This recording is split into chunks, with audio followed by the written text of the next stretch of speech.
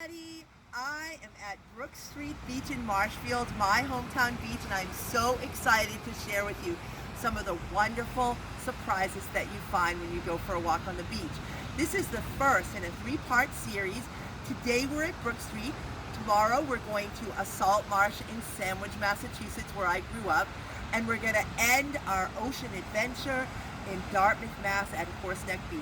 So let's check out what goes on at the Brook Street Beach in Marshfield, Massachusetts.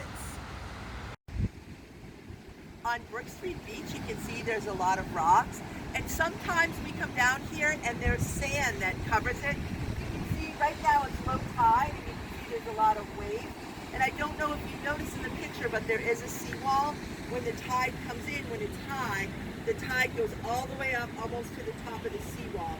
You can kind of see a line on the seawall where the water stops. It gets a little bit darker towards the top. You never know what you're going to find when you go on the beach. So we never know. Is it going to be a sandy beach or is it going to be rocky? We have had a series of storms over the past couple weeks that took away some of our sand. But let's go and see what we can find as we explore some of these tidal pools at low tide on Brook Street Beach. You'd be surprised to find something in all these rocks, but look what I found here.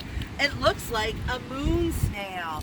These are native of the Atlantic Ocean in this area, and you can see how beautiful it is, how it curves at the top. I'm going to leave this treasure for someone else to find because, you know, really you should leave things at the beach. Let's see the different kinds of things that we can find in this tidal pool. Here's a kind of sea kelp, some seaweed. It's kind of long, and here's another piece of seaweed right here. Seaweed are plants that grow in the water, and they're food for fish. Sometimes if you pick up a rock, you may find something underneath it. So let's see if we can find somebody hiding underneath. And here's some more.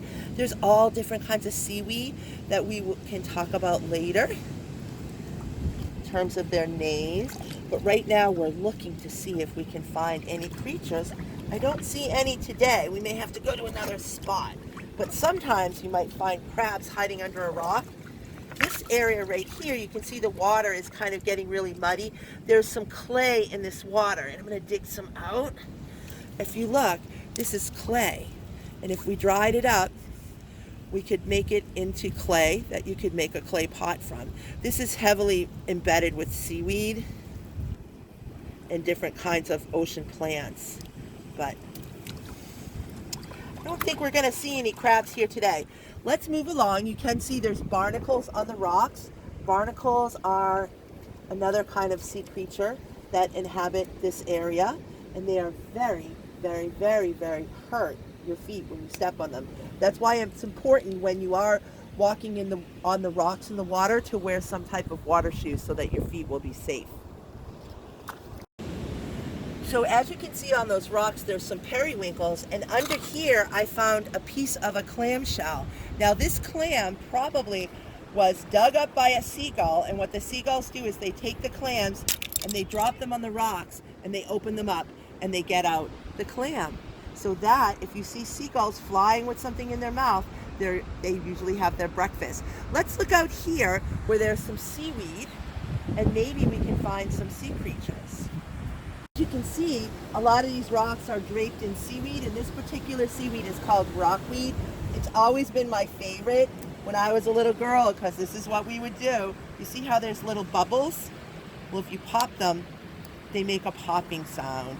And I can just remember spending hours upon hours popping seaweed. I'm not sure if that's a good environmental thing, but it's sure fun.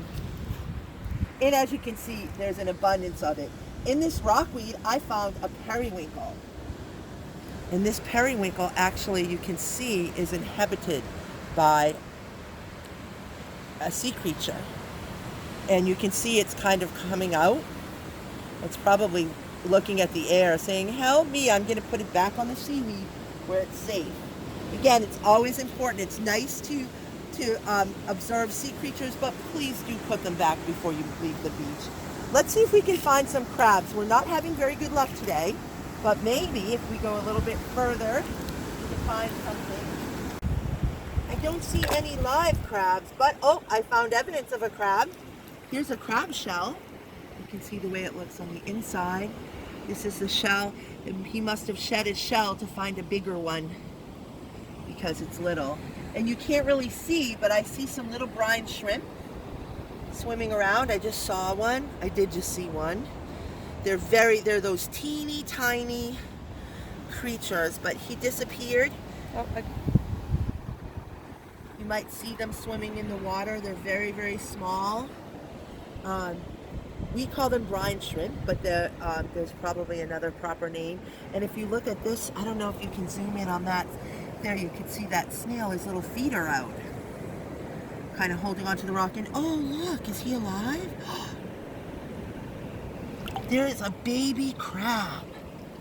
You can barely see him. I'm going to put him right back in the water. My favorite things to do at the beach is to watch the different types of birds. And floating in the water right now, you see a couple of seagulls. They look like quintessential seagulls with the white and gray and black feathers. They're floating on top of the water. They're looking for some little fish. There might be some minnows out there, or maybe they're eating some of those little shrimp that I said that were in the water, but we can't quite see. So seagulls are just one of the many seabirds that you find along the shore. Sometimes the best days to go for a walk on the beach are these kind of cloudy, murky days. Let's take a little bit of a walk and see what we can find. Maybe we can find some shells or some other exciting discoveries. Well, as you can see, the waves they're starting to pick up a little bit because the tide is starting to come back in. They're not like super big today. On other days they've been bigger, but you can see the water flowing in and out. And this has to do with the tide. Every day, twice a day, the tide comes in, which means the water comes all the way up to the seawall, and then the tide is pulled back out, where the water is pulled out. Now you might wonder where the water goes. It doesn't really go anywhere. It has to do with the magical force of gravity. The Earth, of course, is moving, and our moon is moving around the Earth. And as the Earth tilts, the moon's gravity pulls on the Earth, and it pulls the water towards it, and pulls the water, pushes the water against it. So that's kind of a very simple explanation of the tide. But if you click on this link, you will find a great explanation of our wonderful tide. Well, thank you all for joining me at one of my favorite places, Brook Street Beach. It's actually part of Sunrise Beach in Marshfield. And I'm so excited because tomorrow we're going to take you on a new adventure and go to a beach in Sandwich. We're going to take a peek at the beach so we can see Cape Cod Bay and see how it maybe compares to this beach, which is also on the Atlantic Ocean, but not necessarily on Cape Cod Bay. And we're going to spend a lot of time in the salt marsh. See you tomorrow.